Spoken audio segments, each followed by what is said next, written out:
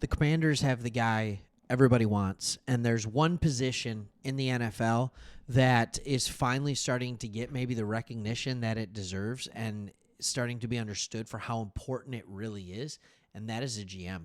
And Adam Peters, the GM for the Washington Commanders, he didn't have a ton of money to spend in this offseason. He didn't make a ton of flashy moves. He really didn't make any. He just made the right moves.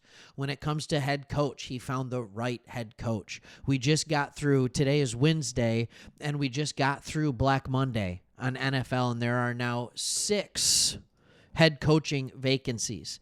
Patriots, Bears, Jags, Jets, Raiders, and Saints. You know who doesn't have a head coaching vacancy? The Commanders. Do you want to know why? Because they have a good head coach. On January 15 last year, that's when Peters was hired. January 15th. Dan Quinn was hired as the coach on February 1st. So the Commanders did this right, and I'm going to go in all this because they're in a position where they weren't expected to be. They're 12-5. If we didn't do the whole you only get a first-round home game and the first 4 seeds go to teams that win the division, if it just went by record, you'd be the 4 seed. Like, how cool is that, right? I mean, actually, yeah, you'd be the 4 seed. You'd have a home game.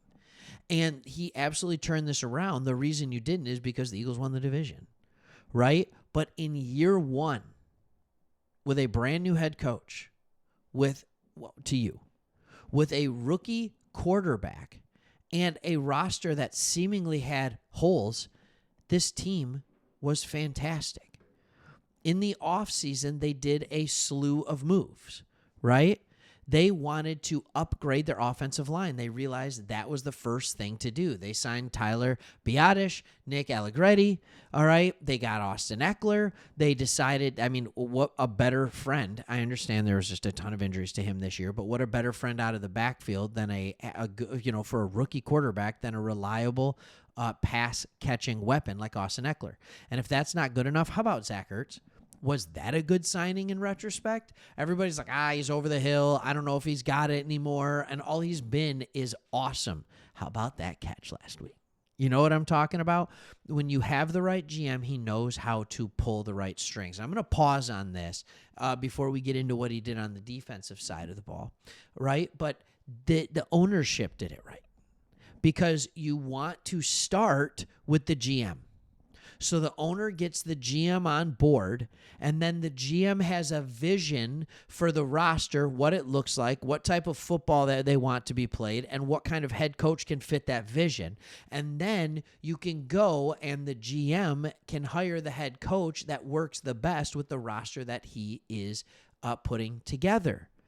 I don't know if I've ever seen it. I mean, I'm to an extent, yeah, like Belichick was both, but I can't remember the last time I saw it where they hired a head coach and then the head coach hired the GM.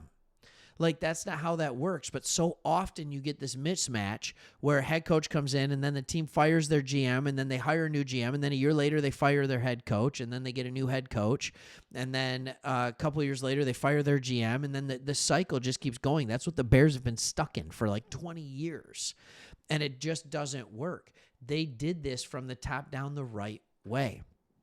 On the defensive side of the ball, they retooled their defense, right? Jonathan Allen and Darren Payne were still in the middle, right? When the year started, Chase Young and Montez Sweat were gone, all right? They added Armstrong. They added Farrell on the outside. Frankie Louvu, loved that signing at the time that happened.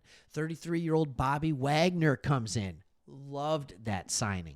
Dude is still playing at a high level and is just a straight winner.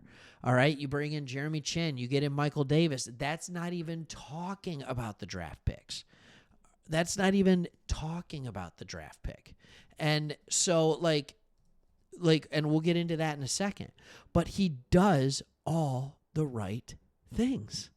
Like, can we just sit here and talk about for a second what he's been doing? Like, look at this team.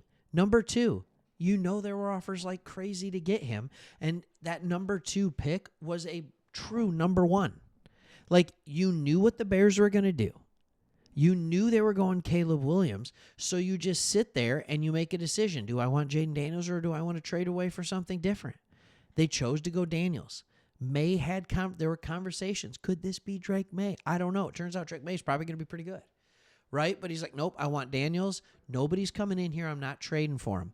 Jerzon Newton, jury's still out, right? Second round pick. That second round, that early second round, I always say is where defensive linemen go to die, right? Because people feel like they need to work on their defensive line. They know how important their defensive line is, but they didn't want to use a first round pick on anybody. So like they're waiting for guys that have fallen to the second round. But then later in the second round, you struck gold. You got my boy Mikey Sainer still. You see the Michigan stuff in the background. You know I love my maize and blue. Look, here's the deal. You look at my shirt. It's a Lions shirt. We're Lions fans. Like, we love the Detroit Lions, but we love the NFL, especially teams that don't get as much attention as they should. That's why we've been talking about the Commanders for a long time now, because we saw early on when they hired Peters about a year ago, when they're doing these things, we're like, ooh, this is a team that could do some stuff. All right, they get Ben Sinnott in the second round. You get Brandon Coleman coming in. Luke McCaffrey with pick 100.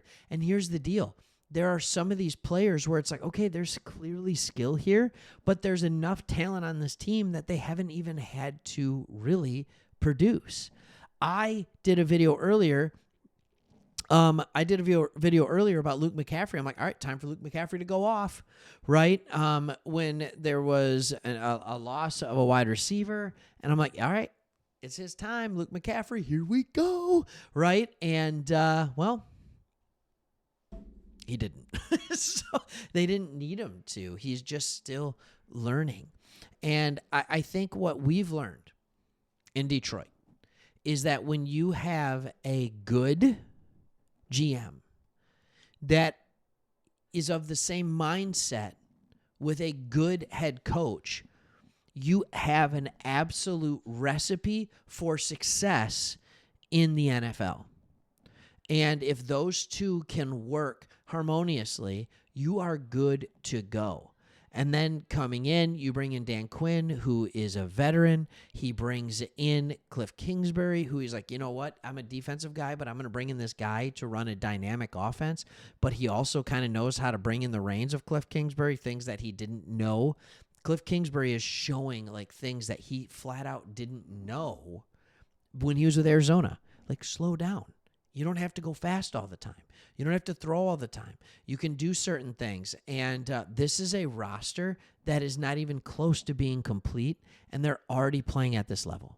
That's what I love seeing from this Commanders team. Can't wait to see what they do. It's a toss-up game, 50-50 game against the Bucs. Can't wait to see. And no matter what happens in that game, if you're a Commanders fan, you have got to be excited for what next year in the future hold, because there is talent and there is time and there is going to be cap room. Like, there are so many things in your favor. I can't even wait to see what this team does to put themselves in position not only to be a playoff team again, but to win the NFC East. All right, thanks for watching. See you on the next one.